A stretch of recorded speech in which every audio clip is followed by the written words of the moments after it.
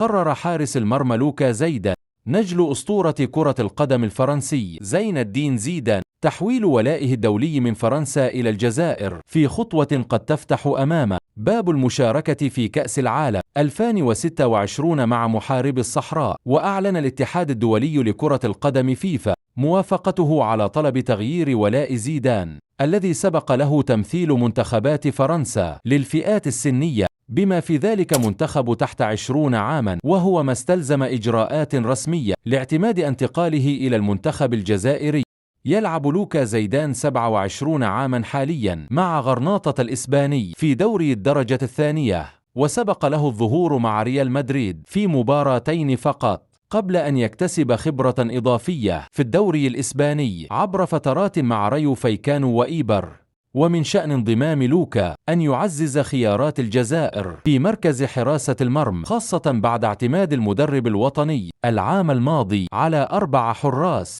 أبرزهم ليكسيس قندوز حارس مولودية الجزائر، إلى جانب أسامة بن بوط وأنتوني ماندريا وألكسندر أوكيجا. ينحدر لوكا من أصول جزائرية من خلال والده زين الدين زيدان الذي تعود جذوره إلى منطقة القبائل، ومع موافقة فيفا على تغيير ولائه سيكون الحارس مرشحا للانضمام إلى تشكيلة المنتخب الجزائري خلال التصفيات المؤهلة إلى كأس العالم، والتي تستهلها الجزائر بمواجهة منتخب الصومال الشهر المقبل. وكان والده زين الدين زيدان قد قاد فرنسا للتتويج بكأس العالم 1998، فيما ظل ارتباطه بأصوله الجزائرية مصدر فخر متجدد لعائلته وجماهير الجزائر.